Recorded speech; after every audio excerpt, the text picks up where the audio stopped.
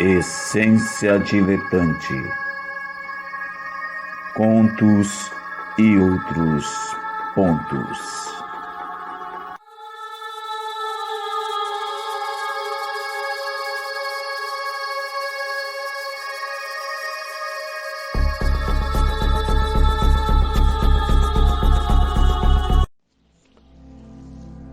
As folhas começavam a se alaranjar nas copas das árvores quando a vi pela primeira vez. Por isso costumo dizer que ela foi trazida pelo outono de um ano qualquer. O calendário dos mortais há muito não me interessava. Já estava há algum tempo instalado nesse cemitério modesto em uma cidade ignorada pelos turistas. A cacofonia longínqua e cíclica da movimentação dos vivos ao redor de minha propriedade já se repetira diversas vezes, indicando o passar de uma década ou duas. Há uma escola nas proximidades que dificulta que se ignore o passar das estações.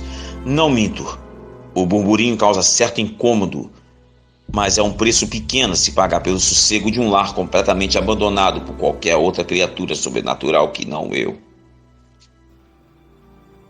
Não há nas superfícies de minha morada nada de extraordinariamente belo a ponto de inspirar visitas turísticas.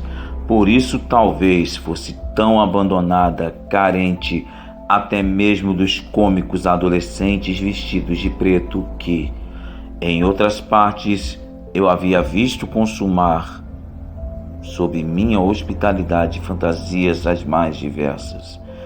Desde minha chegada, os únicos que se aventuravam entre minhas muretas encardidas eram entes queridos dos sepultados. Mas mesmo eles, em comparação a outras necrópolis de meu passado, eram escassos e nunca se demoravam, deixando-me maior parte do tempo a sós com os cadáveres em diferentes estados de decomposição, sobre os quais eu passava minhas noites debruçado em um estudo minucioso que dava sentido à minha já vasta existência, embora não pretendesse jamais publicá-lo em parte alguma. Era quando se decompunham que mais me fascinavam os humanos. Suas carnes pútridas e ossadas secas me ensinavam mais sobre a humanidade e seus indivíduos do que a mais eloquente das conversas. Pois estava muito entretido, recolhido no mausoléu que fazia às vezes de meu laboratório, quando uma voz cantarolante soprou pelas frestas do mármore que me abrigava, despertando-me de meu transe de concentração. Espiando pelas mesmas frestas, pude vê-la. Uma mortal de no máximo 18 anos, que caminhava tranquilamente por entre as sepulturas, levando-lhes canções das mais estranhas em um inglês de um sotaque adorável. Não visita ninguém em específico, apenas corre com os olhos por algumas lápides e então se vai.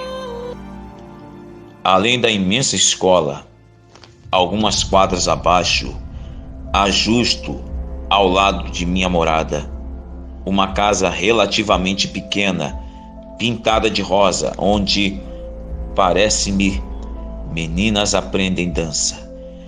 É para lá que vai minha visitante. Após aquele primeiro contato e pela primeira vez, lamentei a partida de uma mortal, embora não soubesse ao certo o que me levava àquele lamento. A lamúria, contudo, se provou infundada, pois a jovem bailarina tornou a me visitar depois de algumas noites, e então mais outra vez depois disso, até que eu percebesse que viria sempre a intervalos de tempos simétricos. Graças à sua presença, eu passei a saber quando uma semana havia transcorrido. Chegava mesmo a interromper minhas necrópsias para admirá-la em seus passeios. Divertia-me vê-la borboletear entre as lápides, tomando seu tempo para admirar cada nome, cada data e detalhe que havia registrado sobre aqueles defuntos. Quase podia ouvir de dentro da segurança sombria de meu mausoléu os pensamentos curiosos, sedentos de tragédia. Demorava-se mais diante dos túmulos daqueles que haviam morrido jovens e relia os epitáfios repetidamente, como se assim fosse surgir diante de seus olhos a história completa daquele óbito. O vento fresco de outono, privado de fazer dançar seus cabelos muito negros, visto que esses estavam sempre presos em um coque, brincava com a fita de cetim que deles pendia e com a saia esvoaçante que ela usava amarrada na cintura. Jamais soube se dançava bem, tampouco me importava. Achava-a formosa em seus trajes de bailarina, quase idílica na leveza de seus gestos e na morbidez de sua obsessão. Já podendo antecipar suas visitas, pude adiantar-me para espiá-la, mesmo antes que seus pés cruzassem os portões que levavam ao meu jardim sepulcral. Era sempre o mesmo ritual. Ela vinha caminhando desde a escola, parava em uma cabine telefônica, cujas paredes eram, felizmente, transparentes, onde conversava longamente e aos risos em uma língua que eu não conhecia. Às vezes as conversas acabavam se estendendo em demasia e tomando o tempo que deveria ser de minhas visitas, reduzindo suas longas caminhadas a meras olhadelas por sobre meus muros baixos. Fosse como fosse, ela nunca deixava de demonstrar fascínio pela decrepitude de meu lar, e mesmo após suas horas de prática, antes de ir embora, parava um instante que fosse para contemplar a forma como a mudança de estações emoldurava as silhuetas daquelas cruzes. Junto a ela, via as folhas caírem e os tons alaranjados do outono darem lugar à alvura glacial do inverno. E as temperaturas baixas enterraram sob calças e casacos os graciosos trajes de dança. Os cabelos, no entanto, seguiam cuidadosamente presos, adornados pelo laço de cetim negro que ainda flutuava através dela quando caminhava. Corada, ela parecia se divertir com a fumaça de ar quente que saía de seus lábios quando cantava aquela época do ano, e me perguntei como seria possível que aquele fosse seu primeiro inverno de verdade. Mais de uma vez eu me apanhei a ponto de me revelar a ela. Mais de uma vez eu tive a impressão de que ela me olhava diretamente nos olhos, enxergando-me através das fendas minúsculas pelas quais eu a espiava. Talvez devesse tê-lo feito. Talvez tudo tenha se passado exatamente como queriam as moiras. Fato é que tanto ensaiei esse momento que me perdi no tempo e não percebi os sinais da chegada da primavera que alongava o trajeto do sol até o crepúsculo. O horário da aula semanal de minha bailarina agora pertencia a Hélios, e eu, banido eternamente às trevas de Nix, não pude mais vê-la. Por incontáveis noites, espiei pelas pequenas falhas das paredes de meu mausoléu, na vã esperança de que ela resolvesse me visitar em um horário atípico, até que, quando as cores da primavera já davam lugar à calidez agressiva do verão, meus sentidos apurados notaram um pequeno corpo familiar que o vento carregava. A mesma fita de cetim negro que enfeitava seus cabelos presos. A urgência em interceptar o único sinal dela que tivera em meses me levou a esgueirar-me através das portas duplas, sem me importar se ainda haviam mortais despertos em qualquer parte próxima. A fita era macia ao toque como eu imaginava que seriam seus cabelos quando soltos. Cheirava como eles também, um misto de gel fixador com um perfume de flores diversas, dentre as quais eu podia reconhecer rosas, lírios e violetas. Perdi a conta de quantas horas passei sentindo aquele pedaço de tecido, como se através dele ela pudesse materializar-se em meus braços. Creio que só me recolhi quando pude ver ao horizonte os primeiros sinais da aurora e, ainda inebriado daquele estranho perfume, adormeci, sem saber que aquele presente era uma despedida. O próximo outono não trouxe de volta minha bailarina, como eu tolamente havia esperado. Não importava quantas noites madrugasse erguendo-me tão logo o sol se punha para poder ver a chegada das alunas da casa cor-de-rosa. Não voltei a encontrá-la. De certo havia sido reclamada pelos trópicos de onde certamente havia vindo, acolhida de volta no seio da mãe gentil que fazia brotar do solo todo tipo de fartura. E eu, conformado à saudade, voltei a perder a noção do tempo imerso em meus estudos, em profundezas as quais as brisas que agraciavam os mortais não eram capazes de alcançar. Eventualmente, agora o que pareceu mais uma década, decidi, por impulso aleatório ou por sopro divino aos ouvidos, subir à superfície e amarrar na entrada de meu mausoléu a única lembrança que tinha dela. Mal havia chegado à cama de onde tantas vezes a havia observado quando pude captar um cantarolar lânguido, lúgubre e bruxuleante, vindo da outra extremidade de meu jardim fúnebre. Atraído por aquele canto, qual mosca a carne rota, abri a porta dupla do mausoléu e caminhei a passos lentos em direção a ela, apertando com força a fita negra em uma das mãos. Ela ainda não me via. Na verdade, tampouco eu enxergava seu rosto. Apenas a cabeleira revolta, livre como eu nunca antes havia podido contemplar. Nem ao menos os trajes de bailarina portava, mas a voz, o sotaque e mesmo a música não deixavam que restassem dúvidas quanto à sua identidade. Era mesmo minha visitante perdida, a filha resgatada das terras sem inverno. A canção morreu engasgada na garganta dela em uma exclamação de susto quando enfim notou minha presença. Recomposta após alguns instantes, murmurou um pedido de desculpas no francês meigo e polido, ainda colorido com o mesmo sotaque que floria seu inglês. Em resposta, estendi antes que ela pudesse desviar o olhar a mão onde repousava seu adereço de tempos passados. A lembrança fez sumir a cor de suas bochechas e seus olhos buscaram os meus carregados de dúvidas.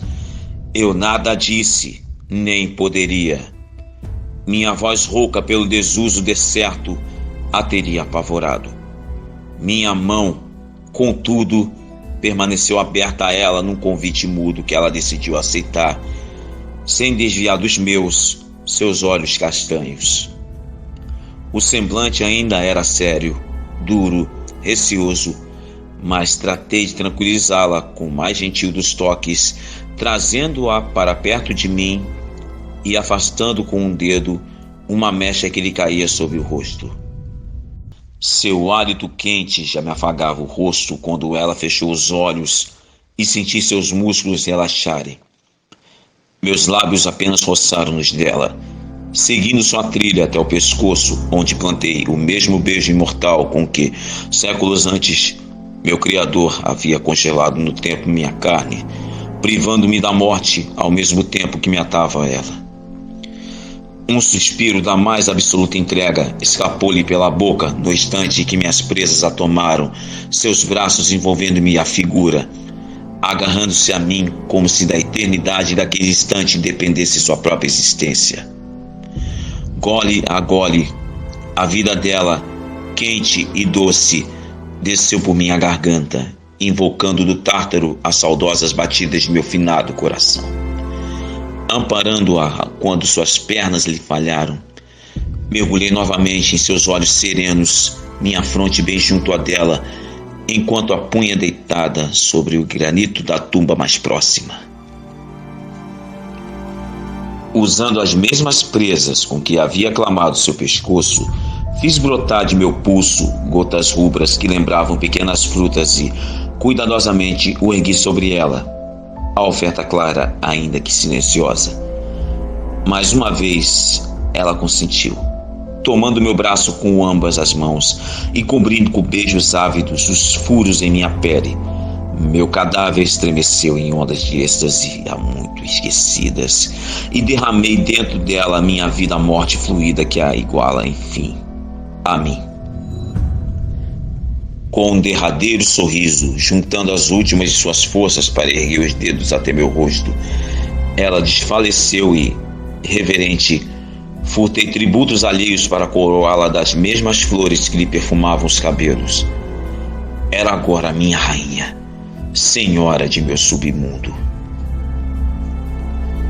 Carreguei-a comigo mausoléu adentro, como um jovem mortal carregaria sua noiva para a casa onde viveriam juntos, e a embalei junto ao peito até que despertasse e eu pudesse lhe explicar as peculiaridades de seu novo reino.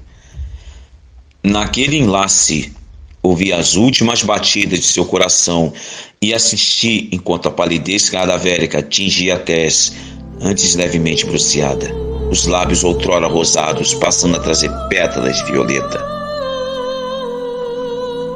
Quando abri os olhos e me encontrou em seu aguardo, sorriu. As novas presas despontando singelas e, realizando seu último desejo, acariciou-me a lateral da face. Instintivamente, cobri sua boca com a minha, colhendo seu beijo gélido, seu riso espiralando para dentro de mim na forma de borboletas. E jurei pelo canto que a devolvera para mim, que primavera nenhuma haveria de nos separar.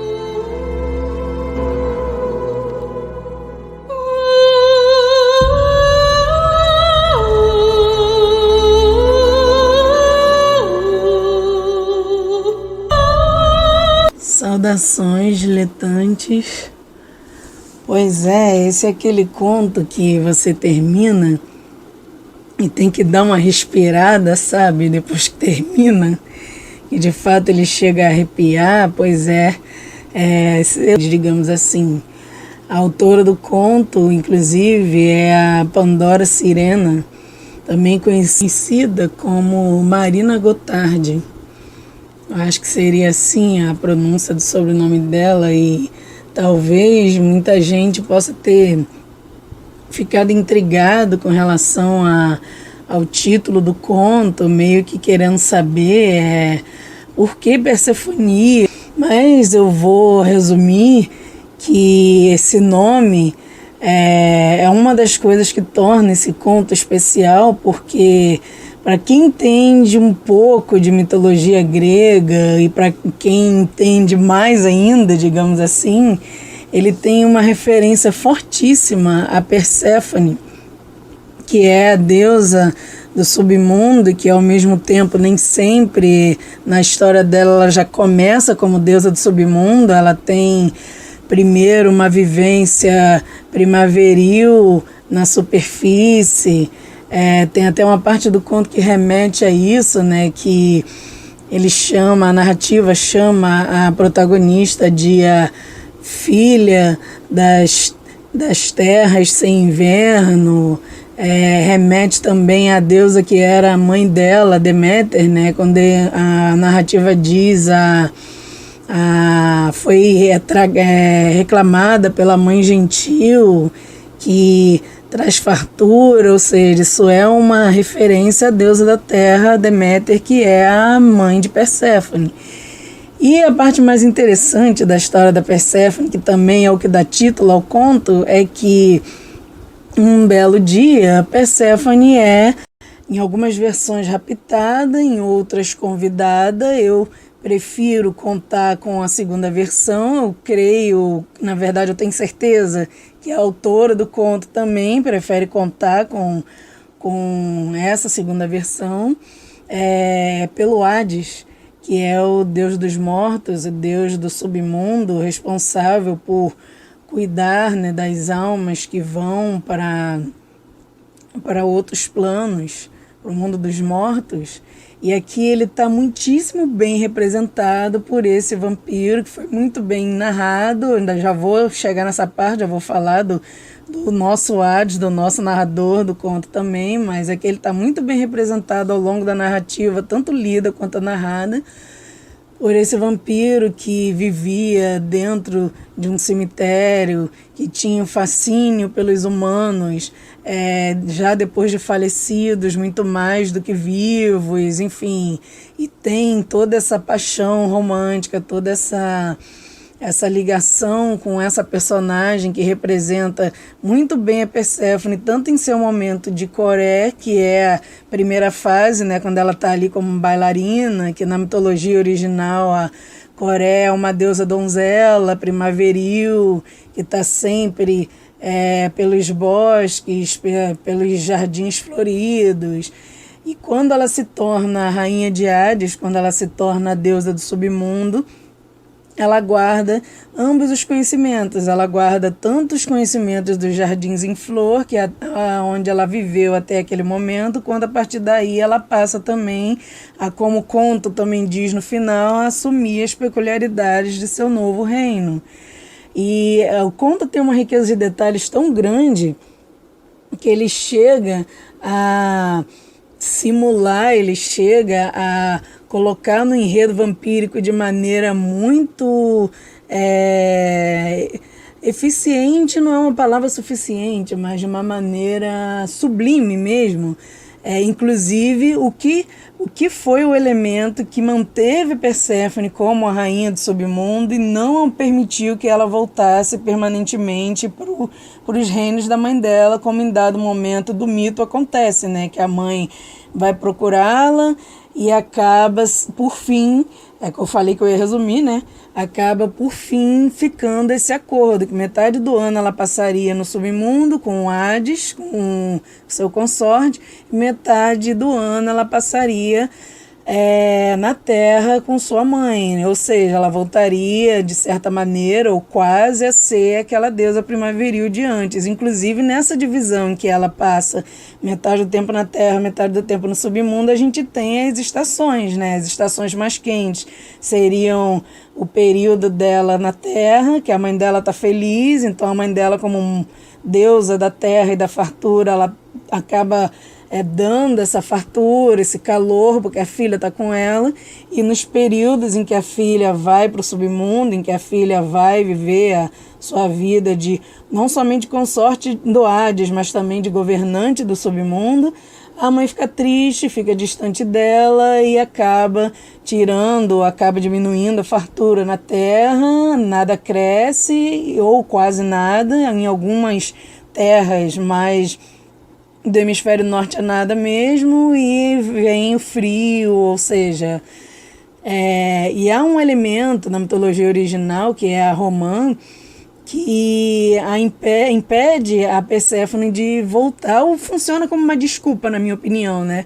Que a Perséfone, a partir de ter comido a romã, que era uma fruta do mundo dos mortos, ela passa a não poder mais voltar completamente para a superfície. E dentro do conto isso é representado maravilhosamente com as gotas de sangue, né? Quando um personagem cita na narrativa que o sangue que ele está depositando na boca da protagonista se assemelha a gotas vermelhas como uma fruta, ou seja, para quem já comeu romã ou para quem conhece a fruta, é literalmente as sementinhas da romã que realmente elas lembram gotas de sangue, né? Enfim, como eu falei que eu ia resumir, né? Que se eu quiser, ou se alguém depois quiser, eu faço um vídeo inteiro sobre o mito de Perséfone e Hades e suas várias versões, inclusive outros pontos chaves desse mito que estão muitíssimo bem representados nesse conto. A Pandora Sirena está de parabéns por tê-lo feito. Eu o selecionei para minha antologia Devaneios Cemiteriais na época, foi um dos primeiros contos assim que mais me encantou. E até hoje é um dos meus favoritos, até hoje é o conto assim, que super representa o que eu pretendia naquela antologia. E agora eu trago ele aqui para o canal, para vocês, porque obviamente ele precisa ser conhecido, ele precisa fazer parte do Essência Diletante. E como eu disse antes que eu ia falar sobre o narrador, e para eu não me estender mais ainda nesse comentário, o narrador que representou o nosso vampiro Hades, ou Hades versão vampiro, né, no conto, é o Linden Lagarto, que inclusive é aquela voz que a gente ouve em todas as aberturas aqui do canal, né, quando ele fala essência diletante, outros pontos, enfim, é ele que está fazendo aquela abertura, foi ele que fez a abertura do canal para os melhores vocalistas da Baixada Fluminense. Já teve uma banda, inclusive, muito famosa lá, que é o Cobaias, que inclusive foi o primeiro vídeo teste aqui do canal também. Eu vou deixar o link na descrição, quem quiser conferir o som. E até hoje ainda faz, hoje em dia ele não tem mais uma banda fixa, né? Ele é cantor e compositor e continua sendo, mesmo sem ter uma banda fixa, sempre fazendo algum trabalho de influências em The Doors, em Joy Division, nessas bandas de rock dessa época e principalmente de pós-punk. Eu vou encerrando por aqui. Claro, venham fazer parte dos nossos pesadelos aqui no Essência Diletante. Se inscrevam no canal, compartilhem, porque então eu vou deixando vocês agora com, mais uma vez, pesadelos inspiradores e sonhos terríveis.